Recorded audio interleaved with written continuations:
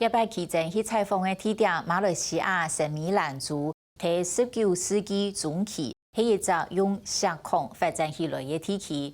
创造许多非族梅族行业，天幕暗夜，许多嘅做矿工，喺当地形成的一只嘅客家庄。其中一只新老的、新有名的，就是文登镇嘅客家村，一只总头的形成，清早是在加拿大160年左右。唔过讲起来也是风趣，也只嘅为数到按多人提注意，同太财团土地开发韩国白钱有关。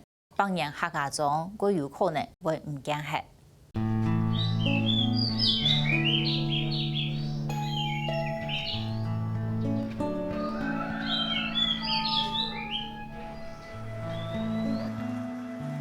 太鲁县客家村嘅牌特别鲜明，个行入去系各种像系工料收作嘅物，搭副门巷做下就吊自家屋下嘅同好。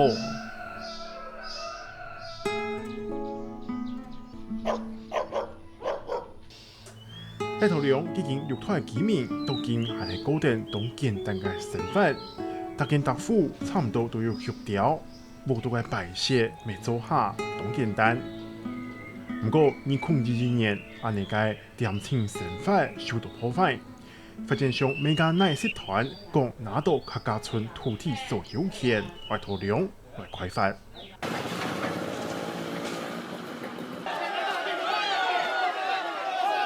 照马来西亚联邦宪法规定，土地使用嘅听权系国州嘅行政权。你下马来西亚嘅土地法规系同使用权分作为3种。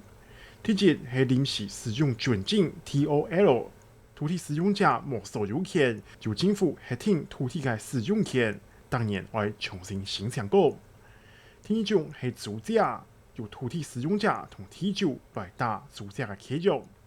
第三種係99年嘅地契，是由土地所有權99年。客家村嘅情形係第一種 TOL。代表大頭量超過100年嘅抗人，唔是有土地。韓國對1995年起始，唔知係乜嘅原因，政府未摸過核准發展呢？在1990年，一路都有講徵條人開土地啦，但係嗰時候村民都仲可以去土地局還一個土地稅啦。但係到在1998到1999年，好多村民愛去土地局還一個土地稅嘅時候，有關當官員都要講唔會接受就還一個地稅喺度。第二係講也係貼政府已經係愛少人用啦。實際講發展商提出政府5000差唔多台幣400嘅補償，還有買屋糾結嘅條件，還是實同時同法院來指控唔肯辦證嘅居民非法侵佔土地。呢度居民聽到安尼嘅消息，做事辦證咧。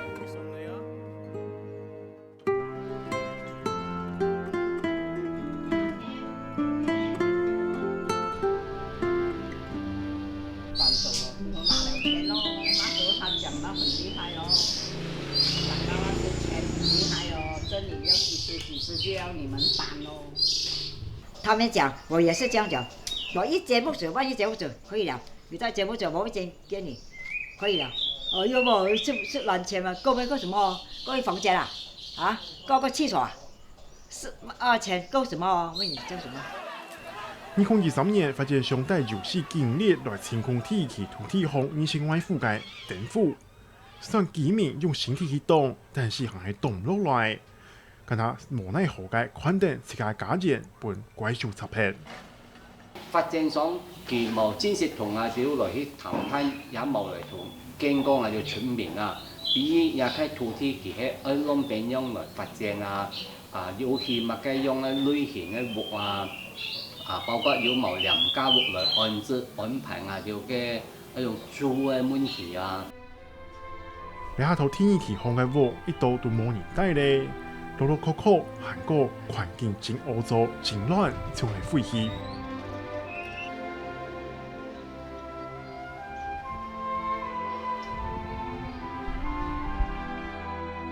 傳落來嘅3位師傅幾名同當地團體穩定自由同馬來西亞社會主義黨嘅推手下，開始透過網絡外地對外發聲，向天期帶各地團體去客家村了解呢邊嘅生態歷史。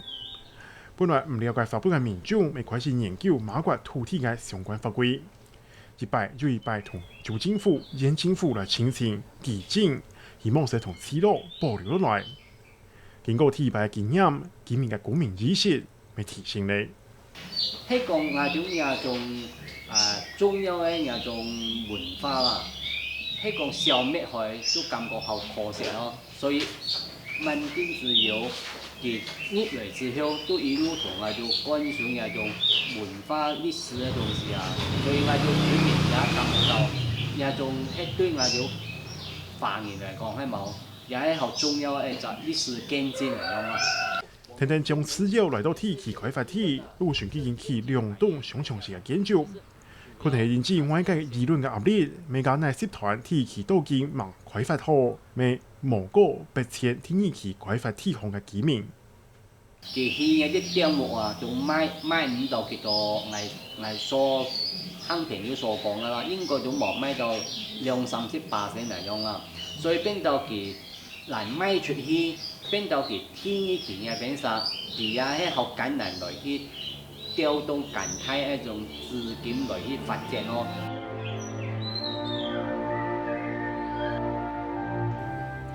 先到採訪嘅前一日，外界向咸豐講時機敏感，取消接受訪問嘅計劃，實在無法度取得開發單位嘅回應。